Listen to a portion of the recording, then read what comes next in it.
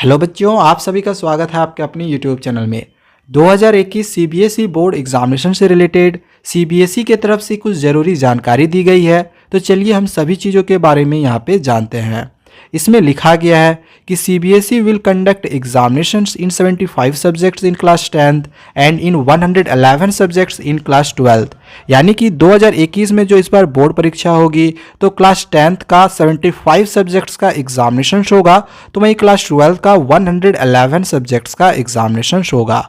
इसके बाद जो दूसरी चीज़ इसमें दी गई है, इसमें लिखा गया है कि विद्यार्थियों की सुविधा के लिए 10वीं और 12वीं के मुख्य विषयों की परीक्षा में समुचित अंतराल रखा गया है ताकि विद्यार्थियों को कोई परेशानी न हो और उनकी तैयारी अच्छी से हो सके। यानी कि आपकी जो डेट शीट निकाली गई है तो आपने उस डेट शीट में देखा हुआ होगा कि जो मेन सब्जेक्ट्स हैं तो मेन सब्जेक्ट्स के बीच में काफ़ी दिनों का गैपिंग रखा गया है। अब ऐसा इसलिए है ताकि स्टूडेंट्स उस सब्जेक्ट की अच्छे से तैयारी कर सके और उन्हें किसी भी तरह का कोई परेशानी ना हो। इसके बाद जो तीसरी जानकारी दी गई है, इसमें लिखा गया है कि class 12th examination would be conducted in 2 shifts to reduce the number of days in conducting examinations. यानी कि इस बार जो क्लास 12th का एग्जामिनेशंस है वो 2 शिफ्ट में रखा गया है, जो आज तक ऐसा कभी नहीं किया गया था कि 2 शिफ्ट में एग्जामिनेशंस होना था।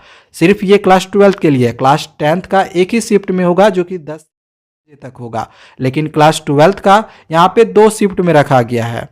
तो दूसरे शिफ्ट में जो 2 बजे से एग्जामिनेशन होगा उसमें मेन सब्जेक्ट को शामिल नहीं किया गया है। और इसमें ये लिखा गया है कि इस बार 2 शिफ्ट में इसलिए रखा गया है एग्जामिनेशन को ताकि बहुत दिन जो लग जाता था एग्जामिनेशन कंडक्ट करवाने में तो उस दिन को कम किया जाए। ठीक है, एग्जामिनेशन का जो दिन है उसको रिड्यूस करने के लिए 2 शिफ्ट में एग्जामिनेशन को रखा गया है क्लास 12th का।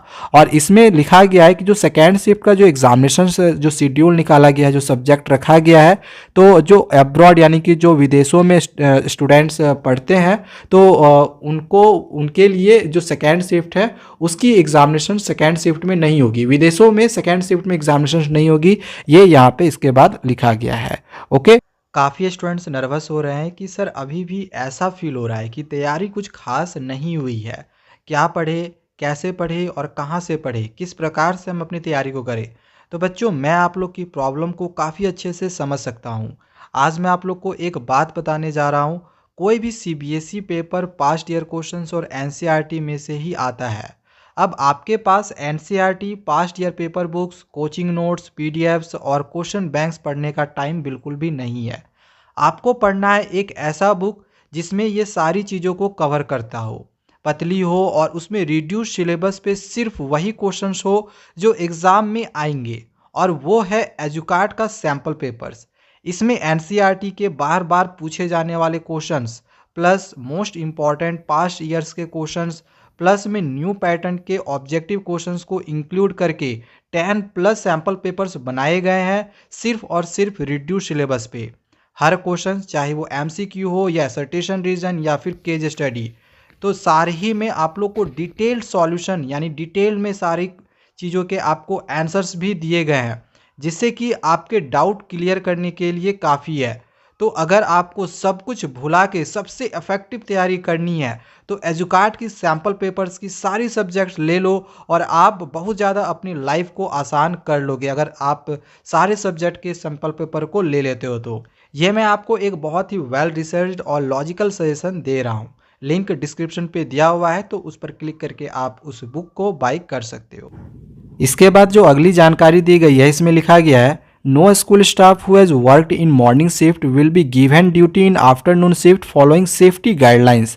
यानी कि जो 2 शिफ्ट में एग्जामिनेशन होगी तो पहले शिफ्ट में जो भी स्टाफ स्कूल में जो भी स्टाफ थे तो जिन्होंने वर्क किया तो दूसरे शिफ्ट में वे वर्क नहीं करेंगे, और सेफ्टी गाइडलाइंस का भी यहाँ पे पालन करने का बात भी लिखा गया है।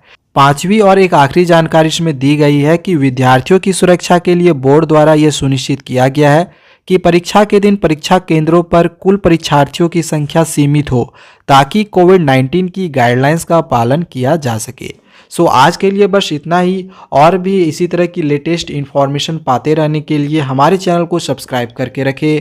Thank you.